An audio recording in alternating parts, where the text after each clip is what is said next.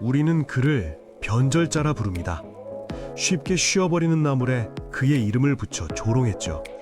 원래 눅두나물이라 불렸으나 쉽게 변해버리는 특성이 단종을 버리고 수양대군, 즉 세조를 택한 신숙주의 변절과 닮았다고 하여 숙주나물이라 부르기 시작했다는 전설은 신숙주를 논하는 가장 유명한 비하인드죠.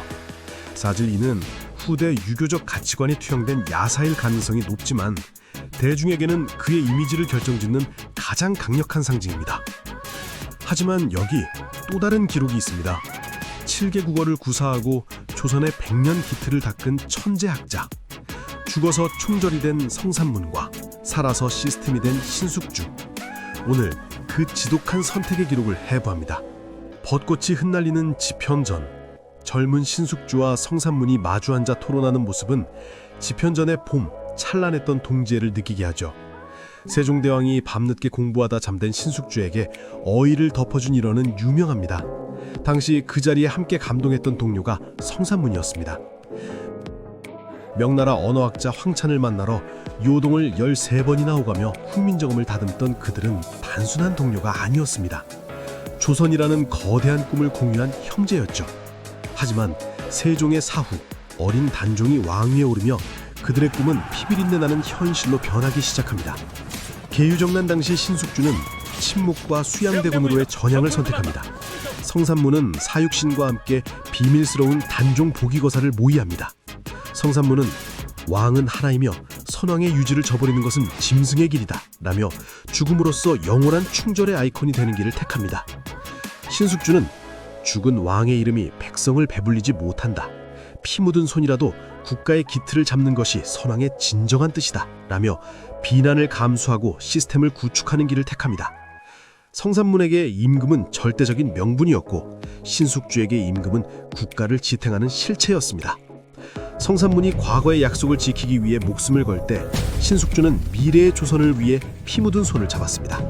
사육신의 단종 보기거사가 실패로 돌아간 뒤 신숙주가 추국장 옥사로 성산문을 찾아갑니다. 산문을 만나러 왔다. 문을 열어주고. 알겠습니다. 이복의 산문이 고집을 꺾게 자네 같은 제목이 이렇게 허무하게 사라지는 걸 전하께서 원하시겠나? 전하라고 불렀나? 자네 입에서 그 소리가 나오다니 세종대왕께서 입혀주신 그 어이의 온기가 벌써 잊혔단 말인가? 온기는 기억하네. 하지만 그 온기로 나라를 따뜻하게 하는 건 살아남은 자의 몫이야. 죽음은 가장 쉬운 도망일 뿐이네. 자네가 죽으면 이 나라의 예약은 누가 정리하고 법도는 누가 세울 것인가? 저 붉은 비단옷에 묻은 단종대왕의 눈물은 보이지 않는 모양이군. 자네는 실리를 말하지만 역사는 자네를 변절이라 적을 걸세. 자네의 이름은 나물처럼 쉽게 쉬어버릴 것이야. 쉬어 터질 나물이라도 굶주린 백성에겐 한 끼 식사가 되네. 자네처럼 고고하게 서 있다가 부러지는 낙낙장송은 멋있어 보일지 몰라도 누구의 추위도 막아유지 못해. 나는 욕을 먹더라도 이 나라에 100년을 설계할 것이네. 그래, 자네는 살아서 지옥을 보게. 나는 죽어서 전하 곁으로 갈 테니. 신숙주 뒤돌아 나간다. 그의 발걸음 소리가 복도에 무겁게 울린다. 신숙주가 변절하고 돌아와서 설씨 부인이 수치심에 목을 메어 자결했다는 이야기가 있으나 이는 후대 성기들이 그를 비판하기 위해 지어낸 이야기지 사실이 아닙니다.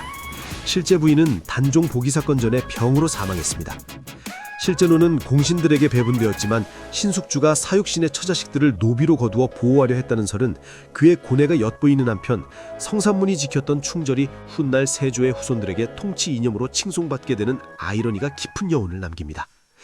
현대 역사학자들 중에는 신숙주를 현실적인 정치가로 높이 평가하는 시각이 많습니다. 단종에서 세조로 넘어가는 혼란기 속에서도 법전인 경국대전의 기틀을 닦고 국가 시스템을 정비했습니다. 북방의 여진족을 정벌하고 외교적 해결책을 제시하며 조선의 영토를 안정시켰습니다. 세종, 문종, 단종, 세조, 예종, 성종에 이르기까지 6대 왕을 섬기며 조선 초기 문물의 전성기를 이끌었습니다. 그는 죽기 직전 성종에게 이런 유언을 남겼습니다. 부디 일본과의 화목을 잃지 마십시오. 철저하게 국익과 실무를 우선시했던 그의 가치관이 드러나는 대목입니다. 그는 비난을 감수하면서도 살아남아 시스템을 만드는 일을 택한 인물이라 할 수 있습니다. 과연 신숙주가 없었다면 성종시대의 태평성대가 가능했을까? 성산문의 죽음 대 신숙주의 삶, 당신의 선택은